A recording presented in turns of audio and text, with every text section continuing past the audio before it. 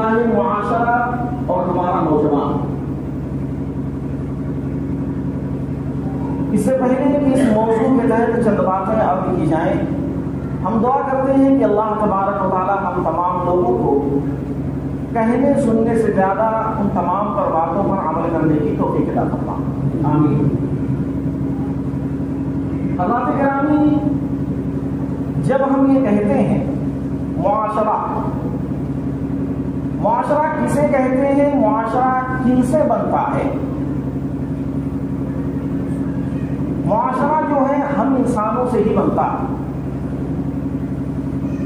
جب کہیں پر یہ بات کہی جائے کہ معاشرہ خراب ہو گیا، معاشرہ بگڑ رہا ہے، یا پھر یوں کہہ دیا جائے کہ جو لوگ یہ شکایت کرتے ہیں کہ سماج اور معاشرے میں بڑی برائی عام ہو چکی ہے، تو وہیں پر ہم جو یہ کہتے ہیں معاشرہ بگڑ گیا، نہیں، معاشرہ نہیں بلکہ معاشرے کے لوگ بگڑ چکے. جہاں پر یہ باتیں آتی ہیں وہیں پر ہم معاشرے کو لعن طعن کرنے سے پہلے خود کو دیکھیں. ہم یہ دیکھیں معاشرہ ہم سے بنتا ہے، اور اگر معاشرے میں برائیاں عام ہو رہی ہیں تو گویا کہ وہ برائیاں ہمارے اندر ہیں، اور جب ہمارے اندر وہ برائی ہے ہم ہی ان برائیوں کو آگے بڑھاتے ہیں جس کے ذریعے سے وہ برائیاں عام ہوتی ہوئی نظر آتی ہیں، اور تب ہمیں یہ کہنا پڑتا ہے کہ معاشرے میں برائیاں عام ہیں یا معاشرہ بگڑ گیا. تو معاشرہ نہیں بلکہ معاشرے کے لوگ بگڑ چکے. دوسرا جو ہمارا پوائنٹ ہے نوجوان، اور آج کا ہمارا جو خطاب ہے وہ نوجوانوں سے ہی ہے. لیکن یہ نہ سمجھا جائے کہ ہم ایسے لوگ جو نوجوانی کی عمر سے آگے بڑھ چکے، جو بڑھاپے کی عمر میں پہنچ چکے ہیں، ایسا نہیں ہے کہ ان کی قربانیاں نہیں لے گئے. ان کی قربانیاں تھیں، ہیں اور رہیں گی بھی انشاءاللہ. ان کی قربانیوں سے انکار نہیں کیا جا سکتا. لیکن بات جب یہاں آتی ہے نوجوان کی، تو ایک انسان، ایک نوجوان اگر چاہ لے تو بہت کچھ کر سکتا ہے. اسی لیے کسی شاعر نے کہا تھا کہ اوقات روح جب بیدار ہوتی ہے جوانوں میں، نظر آتی ہے ان کو اپنی منزل آسمانوں میں. کسی قوم کو اگر آگے بڑھانا ہے تو ان کے نوجوانوں کو آگے آنا ہوگا، اور کسی قوم کو پیچھے کرنا ہے تو اس قوم کے نوجوانوں کو پیچھے کر دیا جائے تو قوم جو ہے وہ بہت پیچھے ہو جائے گی. تو معلوم یہ ہوا کہ جوانی انسان کے حالات جو ہوتے ہیں اس کی عمر کے 3 مرحلے ہوتے ہیں. ایک ہوتا ہے بچپنا، دوسرا جوانی، اور تیسرا بڑھاپا. دونوں ہوتے ہیں جو کمزوری کی حالت میں گزرتے ہیں. ظاہر سی بات ہے، بچہ جب پیدا ہوتا ہے تو وہ کمزور ہوتا ہے، اسے ایک دوسرے کی انگلی کے سہارے چلنا پڑتا ہے، اسے ایک دوسرے کو سہارا لینا پڑتا ہے. دوسرا ہے جوانی، تیسرا ہے بڑھاپا. بڑھاپے میں بھی ایک دوسرے کو سہارے کی ضرورت پڑتی ہے. تو معلوم یہ ہوا کہ یہ جو 3 ادوار، 3 مرحلے ہوتے ہیں جن سے ہر انسان گزرتا ہے، بچپنا، جوانی، بڑھاپا، 2 تو ہیں جو کمزور ہوتے ہیں، ایک دوسرے کو سہارے کی ضرورت پڑتی ہے. ایک اصل جوانی ہی ہوتی ہے. جوانی میں ایک انسان چاہے تو اپنے آپ کو بنا لے، اور اگر چاہے تو جوانی میں اپنے آپ کو بگاڑ لے. اگر ایک انسان کے اندر جذبہ ہے تو جوانی میں بہت کچھ کر سکتا ہے، اور اگر جذبہ نہیں ہے تو پھر وہی حال ہوگا. جس طرح سے ایک نارمل انسان آتا ہے، اپنی زندگی گزارتا ہے، اس کی زندگی کا کوئی مقصد نہیں ہوتا، وہ ایسے ہی آتا ہے چلا جاتا ہے. تو جب ہمیں یہ معلوم ہوا کہ یہ 3 جو مرحلے ہیں، 3 ادوار سے جو ہم گزرتے ہیں، اس میں جو جوانی کا مرحلہ ہے وہ بہت ہی قیمتی ہے. اور اگر ہم نے اس جوانی کی قیمت کو نہیں سمجھا تو یقین مانیے کہ بڑھاپے میں اس کا قرض ہمیں چکانا پڑے گا. بلکہ اگر یوں کہہ دیا جائے کہ جوانی میں جو غلطیاں ہم نے کی ہیں اس پر پچھتاوا ہمیں بڑھاپے میں ضرور ہوگا، اور یہ ہر انسان کے ساتھ ہوتا ہے. اب ہمیں یہ دیکھنا ہے کہ یہ جو ہماری جو زندگی گزر رہی ہے جوانی بالخصوص، جیسا کہ ہم نے کہا کہ ہمارا خطاب جو ہے وہ جوانوں سے ہے، جب ہم جوانی سے گزر رہے ہیں سب سے پہلے ہمیں یہ دیکھنا ہے کہ ہماری زندگی کا مقصد کیا ہے. اگر ہم نے اپنی زندگی کا مقصد سمجھ لیا تو ہم اس کے مطابق کام کریں گے. اللہ رب العزت نے ارشاد فرمایا کہ ہم نے انسانوں اور جناتوں کو صرف اور صرف اس لیے پیدا کیا کہ وہ میری عبادت کریں. مقصد اللہ نے بتایا. کیا مقصد؟ کہ تم میری عبادت کرو. دوسری جگہ پر اللہ نے کہا کہ قل ان صلاتی و نسکی و محیای و مماتی للہ رب العالمین. آپ کہہ دیجئے کہ میری نماز، میری قربانی، میرا جینا، میرا مرنا سب کچھ اللہ تبارک و تعالیٰ کے لیے. جب ہمیں یہ مقصد معلوم ہوا کہ اللہ نے ہمیں اس دنیا کے اندر کیوں بھیجا ہے، عبادت کے لیے، اب ہمیں یہ دیکھنا ہے عبادت کے معاملے میں ہم اپنے آپ کو کتنا آگے پاتے ہیں. اگر غور کر لیا جائے تو عبادت صرف نام کی رہ چکی ہے.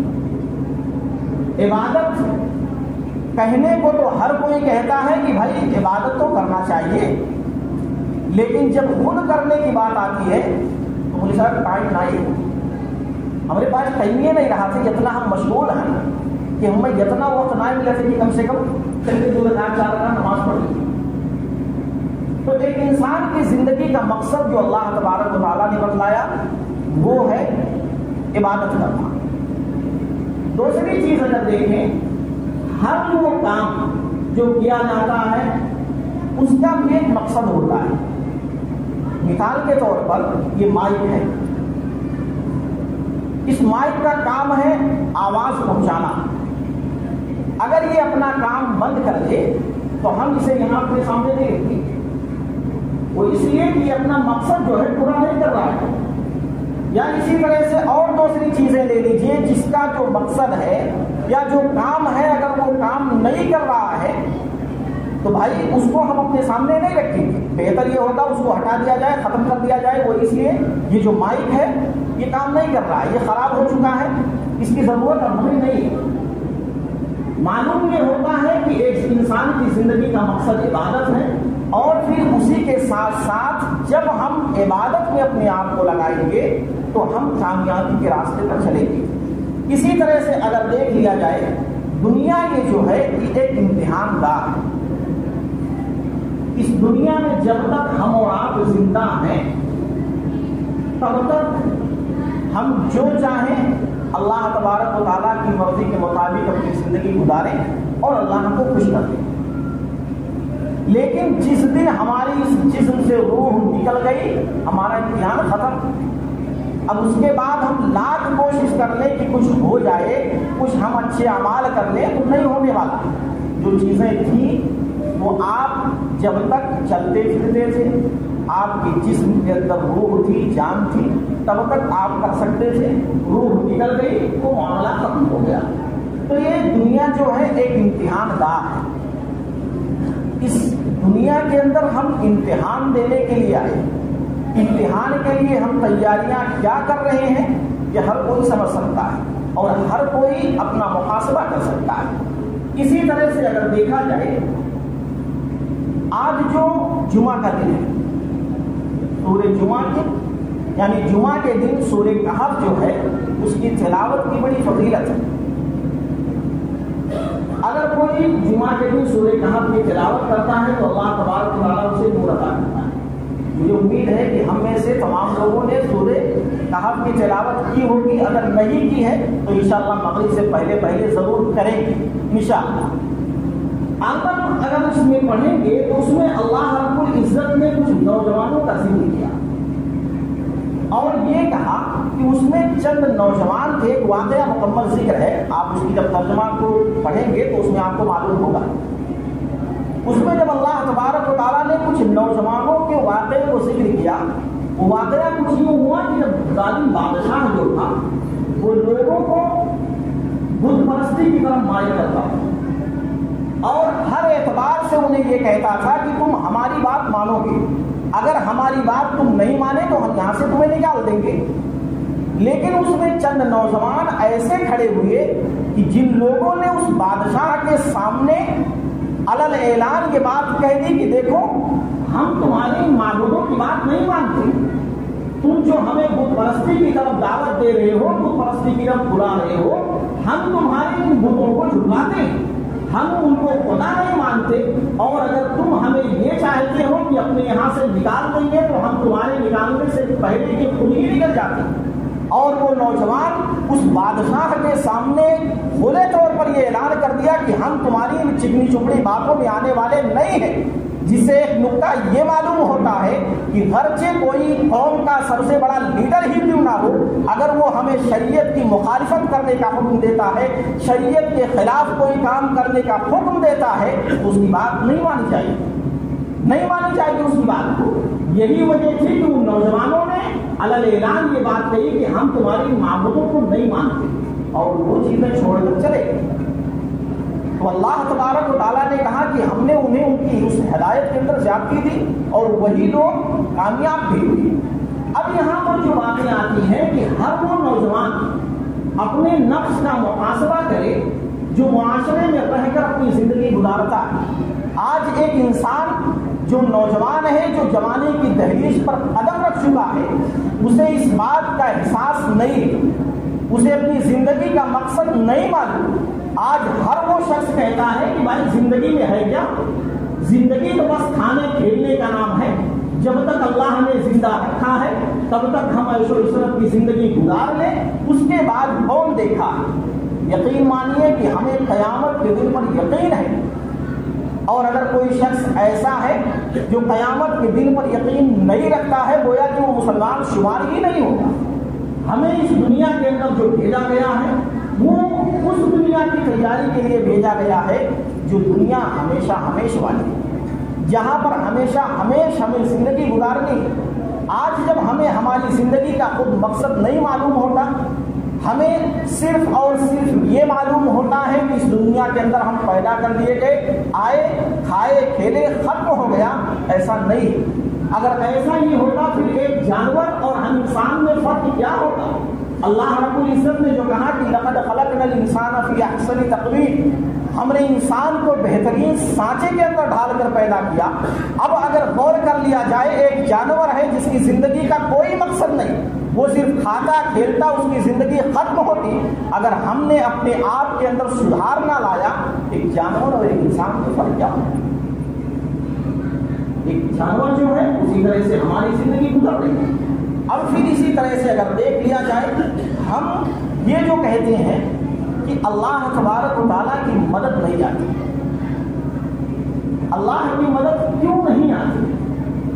ہر طرف غور کر لیا جائے تو مسلمانوں کو ستایا جا رہا ہے، ہر طرف مسلمانوں کو مارا جا رہا ہے، ہر طرف مسلمانوں کی مسجدوں اور ان کی عبادت گاہوں کو گرایا جا رہا ہے، ہر طرف ان کی قرآن کو، مقدس کتاب کو جلایا جا رہا ہے۔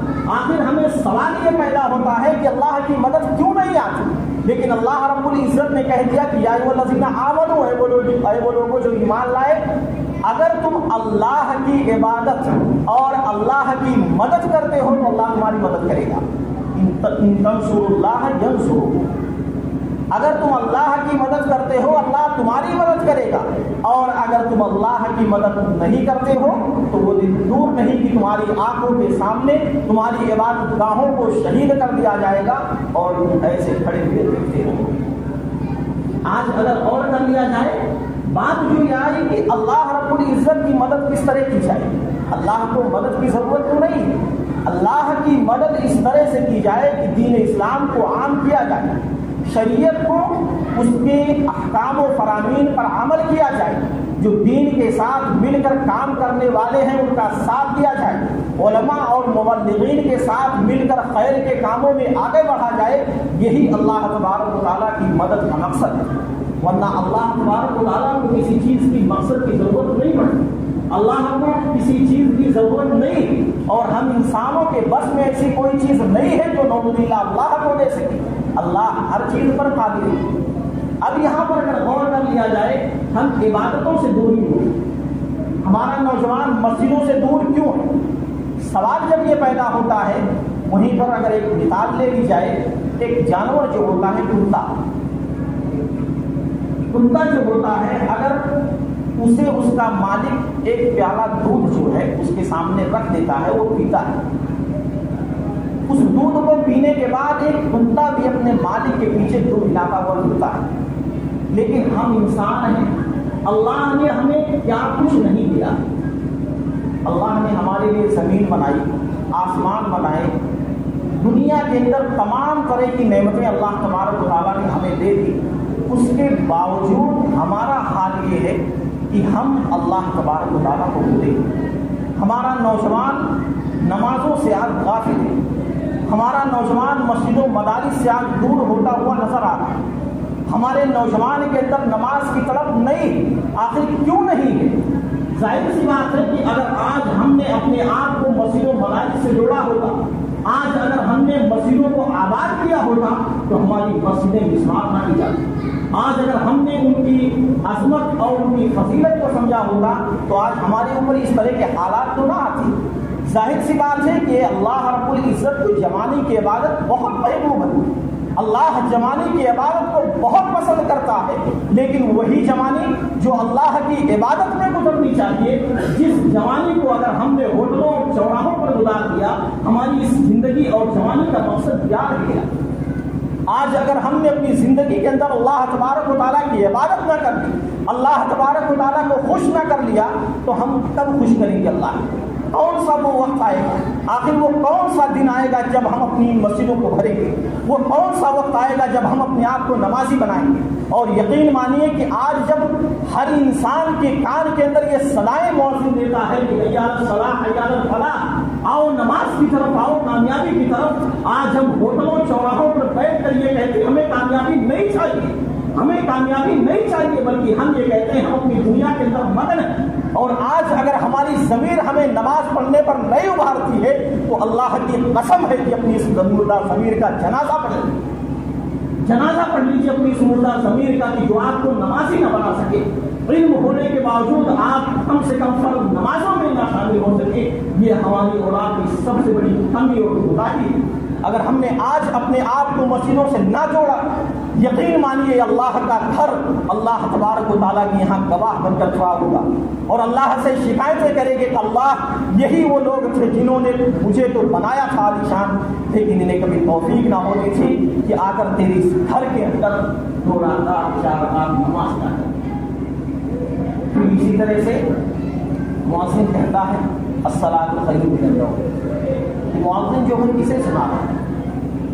نماز نیند سے بہتر ہے، مؤذن کسے سنا رہا ہے؟ جگایا تو اسے جاتا ہے جو سویا ہے، جگایا اسے جاتا ہے جو سویا ہو، جو مردہ ہو اسے جگایا نہیں جاتا۔ آج ہماری حالت کیسی؟ آج ہر انسان دنیا میں پڑا ہوا ہے، ہر انسان دنیا کی طلب چاہتا ہے، اور یہی نہیں ہمارے نوجوانوں کے اندر جو برائیاں عام ہو چکی ہیں، الغرض وہ کون کون سی برائیاں ہیں جنہیں ہم بیان کریں، کون کون سی ایسی چیزیں ہیں جن کا رونا ہم روئے؟ ہر طرح سے برائیاں ہمارے معاشرے میں عام ہو چکی ہیں۔ کیا اللہ کا عذاب اور اللہ کے عذاب کو دعوت ہم نہیں دے رہے ہیں؟ کون سی ایسی برائی ہے جو ہمارے نوجوانوں میں عام ہے؟ جوا ہم کھیلتے ہیں، شراب ہماری نوجوان نسل پیتی ہے، اور سٹے بازیاں ہم خود کرتے ہیں۔ کون سی ایسی برائی ہے جو ہمارے معاشرے میں عام نہیں ہے؟ اور یقین مانیے کہ آج یہ جو چیزیں کر رہے ہیں نا، یہ اپنی آنے والی نسلوں کے لیے بہت بڑا نقصان کر رہے ہیں۔ آپ غور کریے گا، کبھی بھی آج اگر آپ جواڑی ہیں، آج اگر آپ شرابی ہیں، تو وہ دن دور نہیں کہ آپ کی اولاد جو ہوگی آپ کی بھی اچھے قدم پر چلے گی۔ لڑکوں نے دیکھا تھا کہ بپا ہمارا جوا کھیلا تھا تو ہمارا کھیلا، بپا ہمارا نماز نہیں پڑھا تھا تو ہم ہی کہاں پڑھی۔ آج ایک سوال یہ پیدا ہوتا ہے، جب اگر آپ اپنے بیٹے کو کہیں گے بابو نماز پڑھو، ابا تمہیں نہیں پڑھا تو ہم کہیں گے۔ اصل وجہ یہی ہے نا، بچے جو ہیں اپنے ماں باپ والدین کو دیکھ کر ہی سیکھتے ہیں، اور اگر ان کے اندر وہ چیزیں عام ہو جائیں انہیں بتانے کی ضرورت نہیں پڑتی۔ اس کی مثال خود ہمارے چھوٹے بچے، آپ کبھی کبھی گھروں میں دیکھیں گے جو چھوٹے بچے رہتے ہیں، ماں ہے بہن ہے کوئی ہے، جب نماز پڑھنے لگتے چھوٹے بچے جنہیں ابھی کچھ بھی نہیں معلوم، 1-2 سال کے بچے ہیں، نماز پڑھنا بھی نہیں معلوم، لیکن دیکھتے ہیں کہ ماں پڑھتی ہے تو ماں جیسے رکوع میں جاتی ہے، سجدے میں جاتی ہے، بچے بھی اسی کے ساتھ ساتھ ویسا ویسا کرتے ہیں، حالانکہ انہیں معلوم نہیں، لیکن وہ دیکھتے ہیں کہ ہمارے امی ہمارے ابو ایسا پڑھ رہے ہیں تو ہم بھی پڑھیں گے۔ تو گویا کہ یہ جو ہے ہم اپنی اولاد کو بگاڑ رہے ہیں۔ اسی طرح سے ہمارے معاشرے میں جو عام ہو چکی، ہر انسان جو ہے یہ سمجھ لیا ہے یہ دنیا سب کچھ ہے، دنیا کما لی جائے، مال و دولت کما لیا جائے اور یہ سمجھ لیا جائے کہ ہم نے دنیا کو پا لیا۔ جس دنیا کے پیچھے آج ہم بھاگ رہے ہیں اسی دنیا کو اللہ تبارک و تعالیٰ نے کہہ دیا وَمَا الْحَيَاةُ الدُّنْيَا إِلَّا مَتَاعُ الْغُرُورِ۔ جس دنیا کو حاصل کرنے کے لیے آج انسان اپنی زندگی کا اکثر و بیشتر حصہ لگا دیتا ہے، چاہے وہ جوانی ہو، بڑھاپا ہو، ہمیشہ ان کی کوشش رہتی ہے کہ ہم دنیا کما لیں، اسی دنیا کے بارے میں اللہ نے کہہ دیا کہ یہ دنیاوی زندگی جو ہے یہ دھوکہ ہے۔ اور اگر دھوکہ نہیں سمجھ میں آتا تو آپ کچھ واقعات پڑھ لیجیے۔ آپ دیکھیے آج ایک انسان غرور کرتا ہے مال کا، غرور کرتا ہے مال و دولت کا۔ آپ دیکھیے قارون جو تھا کیا اس کے پاس مال کی کمی تھی؟ اس کے پاس مال کی کمی تھی، لیکن اللہ رب العزت نے اسے اس کے مال کے ساتھ گھسا دیا۔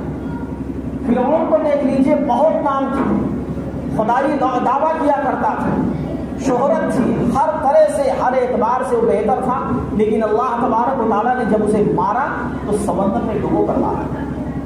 آج ایک انسان جو مال و دولت پر غرور کرتا ہے وہی مال جو اللہ نے دیا ہے وہ مال چھین بھی سکتا ہے۔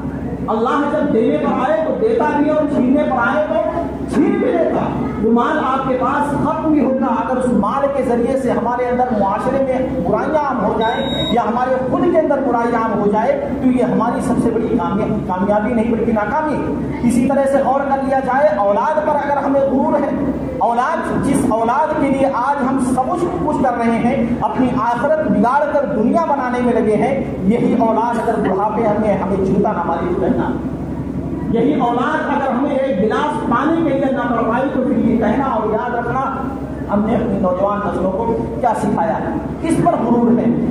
کس چیز پر؟ جوانی پر غرور ہے، جوانی ہے تو بڑھاپا بھی آئے گا۔ خوبصورتی پر غرور ہے، آج اگر اللہ تبارک و تعالیٰ نے خوبصورتی دی ہے وہ ایک وقت ایسا آئے گا کہ آپ کے جسم پر جھریاں پڑ جائیں گی۔ جو آج آپ کے حسن کی تعریف کیا کرتے ہیں وہی لوگ آپ کو دیکھنے کے لیے تیار نہ ہوں گے۔ آج آپ اس چیز پر غرور کرتے ہیں، نہ مال کام آئے گا نہ اولاد کام آئیں گے۔ اسی طرح سے ایک انسان جب مر جاتا ہے نا اس کے ساتھ اس کے اعمال بھی ساتھ جاتے ہیں، اس کے اہل و عیال بھی جاتے ہیں، مال بھی جاتا ہے، تو چیزیں واپس آ جاتی ہیں۔ مال اور اہل و عیال جو ہے واپس آ جاتے ہیں، اس کے ساتھ اگر کوئی چیز بچتا ہے تو وہ کیا ہے؟ اس کے اعمال، اس کے اعمال بچتے ہیں، اس اعمال کے ذریعے سے ہی ایک انسان کی کامیابی۔ اسی طرح سے اگر غور کر لیا جائے ہم نوجوان جو ہیں اس قوم کے نوجوان ہیں جس قوم کے اندر خالد بن ولید ہوا کرتے تھے۔ خالد بن ولید کا جو واقعہ ہے اگر آپ پڑھیں گے تو یہ ایسے تھے کہ جنگیں چھڑی ہوئی، جنگ پوری شباب پر ہوا کرتی تھی، جنگ کے اندر گھس کر صرف ایک بار کہہ دیتے تھے کہ میں خالد بن ولید ہوں، سارے کے سارے لوگوں کے پیر کانپ جایا کرتے۔ خالد بن ولید کے اندر ایک جوش اور بلبلا ایسا تھا کہ جو چاہ لیتے تھام لیتے تھے وہ کر کے دکھا دیتے تھے۔ آج ہمارے بھی اندر وہ چیزیں ہیں، ہم اس نبی کے ماننے والے ہیں جس نبی نے مکہ کی گلیوں کے اندر مار کھا کر اور اپنے آپ کو لہو لہان کر کر جب گھر پر آتے تھے تو آپ کی بیوی حضرت خدیجہ رضی اللہ تعالی عنہا جو تھی وہ آپ کو حوصلہ دیا کرتی تھی، آپ کو مشورہ دیتی تھی کہ میرے پیارے شوہر آپ تو ایسے ہیں کہ اللہ آپ کو ضائع نہیں کرے گا، آپ کی زندگی کو اللہ برباد نہیں کرے گا، وہ اس لیے کہ آپ دین کو عام کر رہے ہیں، دین کے خیر خواہ۔ آج اگر اللہ رب العزت نے آپ کو ضائع کر دیا یہ ہم کبھی مان ہی نہیں سکتے۔ یہی وجہ ہوا کرتی تھی کہ جب بھی جتنے بھی صحابہ کرام جن کے سامنے یہ باتیں آتی تھی کہ ہم جہاد کرنا چاہتے ہیں، جن کی عمر کم ہوا کرتی تھی وہ اپنے ایڑیوں کو اور اپنے پیر کو اٹھاتے تھے کہ تاکہ ہمیں بھی شمار کر لیا جائے اور یہ کہا جائے کہ تم بھی چلو جہاد کے اندر۔ آج بھی وہ ایسا وقت تو نہیں آیا، آج ہمارے اوپر ابھی ایسا وقت تو نہیں آیا، لیکن اس کے باوجود معاشرے میں جو برائیاں عام ہو چکی ہیں اس برائی کو ختم کرنا یہ ہماری اپنی ذمہ داری ہے۔ یہ برائیاں ختم کب ہوں گی؟ جب ہم اپنے نوجوانوں کو آگے لائیں گے، اور نوجوانوں کے اندر سب سے پہلی ضرورت اس بات کی ہے کہ ہم خود بھی اپنے نفس کا محاسبہ کریں، اور میں خاص طور سے بالخصوص کے بعد پھر کہہ رہا ہوں کہ اپنے آپ کو مسجدوں سے جوڑ لیں۔ اگر آپ چاہتے ہیں کامیاب ہو جائیں، دنیا کی کامیابی مل جائے، آخرت کی کامیابی مل جائے، تو آپ اپنے آپ کو نمازی بنا لیجیے۔ اگر آپ نمازوں سے دور ہیں تو یہ دنیا کے لوگ، شہرت، جو بھی چیزیں ہیں، کوئی چیز آپ کے کام آنے والی نہیں ہے، اور اس دنیا کے اندر صرف اور صرف نام تو کما سکتے ہیں، آخرت میں کچھ بھی نہیں ملے گا۔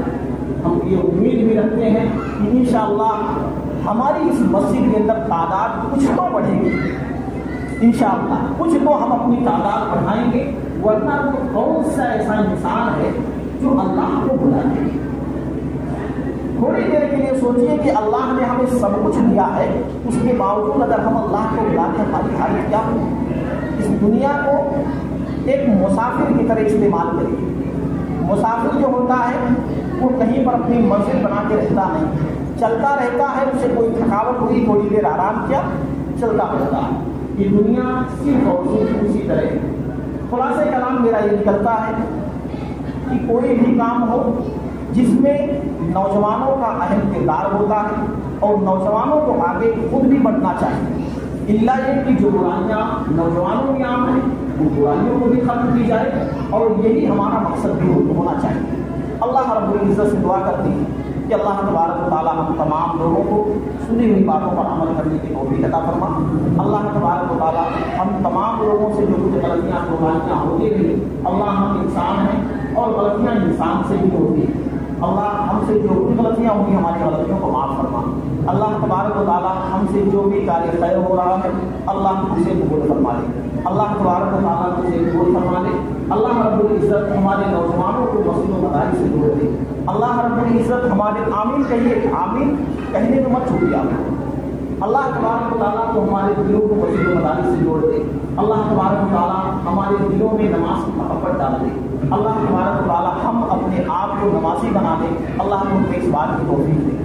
اللہ تبارک و تعالیٰ آج جہاں بھی مسلمان پریشان ہیں ان کی پریشانیوں کو دور فرما۔ اللہ رب العزت ہمارے وہ بھائی جو جہاں ہیں جن کے بچوں کو مارا جا رہا ہے، بالخصوص ایسے فلسطین، اللہ تبارک و تعالیٰ کو غیبی طور پر ان کی مدد فرما۔ اللہ تبارک و تعالیٰ آج ہمیں یہاں ہر طرح کی چیزیں مہیا ہیں، لیکن وہاں ان کے بچے تڑپتے کرتے رہے ہیں، اللہ تبارک و تعالیٰ ان کی مدد فرما۔ اللہ رب العزت ہم جہاں بھی رہیں، جس حال میں رہیں، اللہ ہمیں خوشیاں